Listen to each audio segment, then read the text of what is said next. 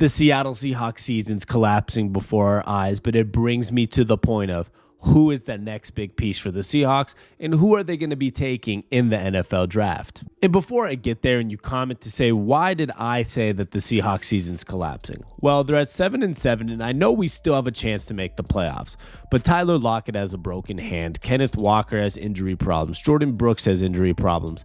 There's a whole bunch of different issues going on with the Seahawks right now. So I'm not saying it's over, but we do know that this team is not a Super Bowl contender this year. But let's get on to the draft, because that's what really matters. Currently, right now, the Seahawks have the number 2 pick in the NFL draft. The Seahawks haven't had a top 2 pick in the draft since 1993. That was the year I was born. So this is a big deal if you get this top 2 pick. It brings you to the idea of what do we want for that pick. Now, as of right now, if it stays there, which I feel like likely it could because you have a Russell Wilson on Denver who's not even playing because of a concussion this week. So more losses for them probably coming.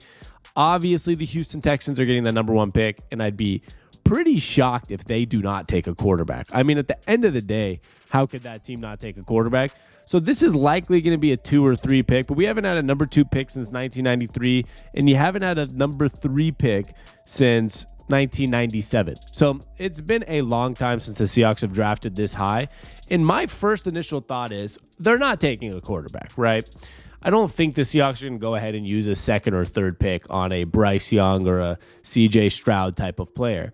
What I think you have to do when you have a number 2 or 3 pick is find a generational defensive lineman of some sort. It could be a defensive end, defensive lineman, whatever you want to call them.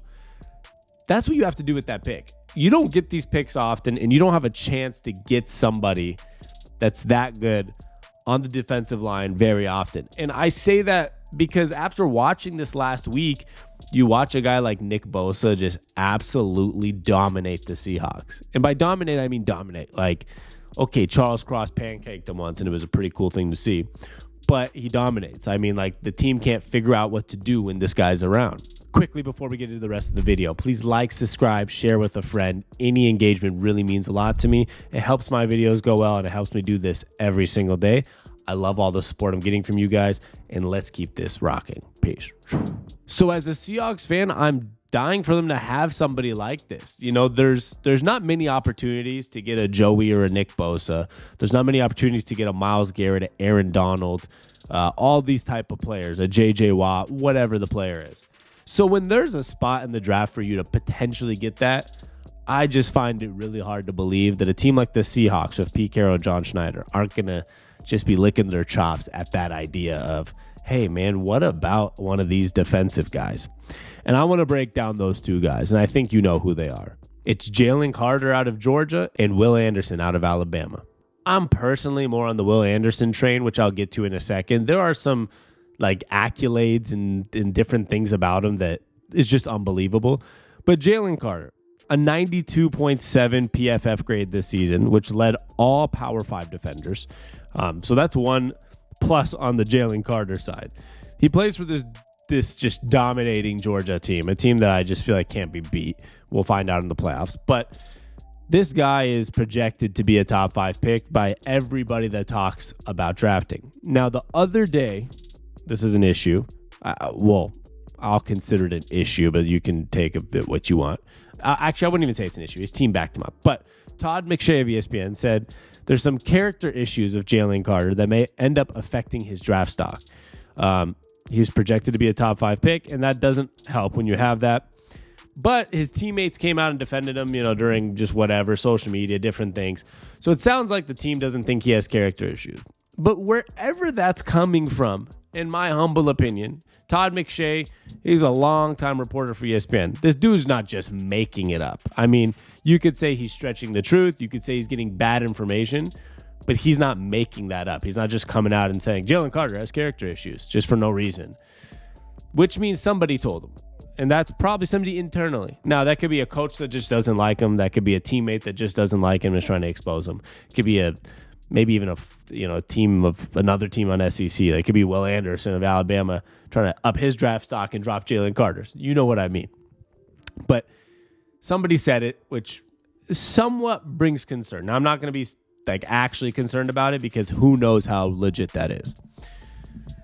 But here's why he's so intriguing. According to NFL Rookie Watch, several NFL scouts reportedly believe that Jalen Carter is the best interior DL prospect that NFL draft has seen since Aaron Donald. Yeah. So if you have a guy like Aaron Donald in the draft, it's pretty hard to pass up. And I wouldn't expect the Seahawks to pass that up. Now, obviously, the Seahawks have their own scouting, ways, and they'll decide if he's the next Aaron Donald, if he's the right pick, or if Will Anderson's the right pick, or if they're in love with a quarterback that we just have no idea about if he's the right pick. But he hasn't declared for the draft yet. He's expected to, but he hasn't yet. This was 5 days ago, so I don't think he has. But if you're hearing he might be the next Aaron Donald, that's a guy you definitely want to consider. And I'd rather have that than another quarterback because I think Geno Smith will be fine. Now to Will Anderson. I'm just going to read off some accolades. Number one, I like Alabama guys on defense. Offensively, also, you can name hundreds of players outside of the quarterback position. Outside of Tua, quarterbacks usually don't work out that well in the NFL. They're usually backups. But in general, they produce phenomenal talent. Will Anderson is the first two-time unanimous All-American in Alabama history. I don't know how that's possible, but Alabama football tweeted this. So this is not a made-up stat. Let me read that one more time, because we know the talent that's come out of Alabama for the last 15, 20 years. I can't even tell you a number. We know what talent Alabama has. Will Anderson Jr. is the first time, two-time, unanimous All-American in Alabama history. He's good. Let's just start with that. He's good at football. There's a lot of hot takes on Twitter.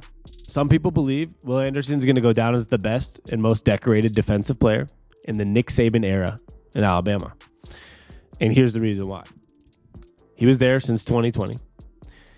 Obviously, he was able to win a national championship in 2020. He won the Lott Trophy last year. He won the Lombardi Trophy last year. He's a two-time Bronco Nagurski Trophy winner, a Chuck Bednarik winner, a two-time SEC Defensive Player of the Year winner in 2021 and 2022, two-time unanimous All-American 2021 and 22, and a two-time first-team All-SEC in 2021 and 2022. There's not many guys that have that, and he's going to add some trophies this year. We're talking about a guy that's going to be potentially the greatest defensive player in the Nick Saban era, and maybe in Alabama history, the most decorated player with trophies. I don't know what all these trophies are. I know the Lott Award. I know the Lombardi Trophy. I don't know what the Bronco Nagurski Trophy is, or the Chuck Bednarik. There's so many college football trophies. But the fact that he's won all these, this guy's going to go down as maybe the most decorated Alabama player ever coming into the draft.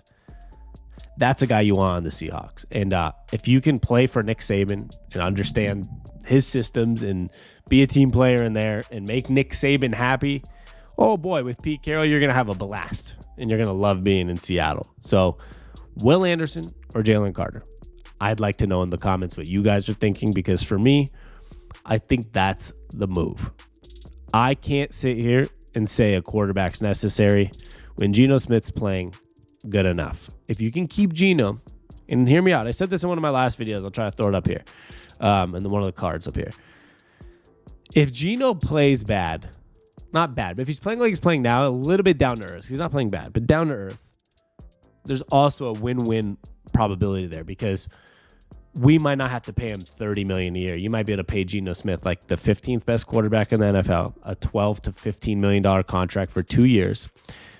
Get somebody like Jalen Carter or Will Anderson and build a dominating defense. Keep building the offensive line.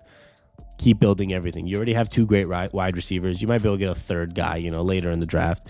You have a good running back in Kenneth Walker, but we'll see as long as he stays healthy. But you can build something special, kind of like we did in 2012, 13, 14, and then have a guy like Geno Smith be the Russell Wilson of that time and win a Super Bowl, or at least make a lot of runs in the playoffs. So, Jalen Carter or Will Anderson? And these answers work most likely if we get the third pick also, because there's a chance we flip. If Chicago keeps losing and Denver wins the game, we could drop to the third pick instead of the second from the Broncos.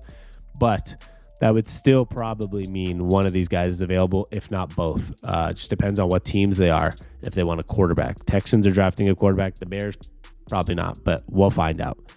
Let me know what you guys think. I appreciate everything you guys are doing for me, and I love these videos, so please support and like, share, subscribe, and we'll be back soon. Peace.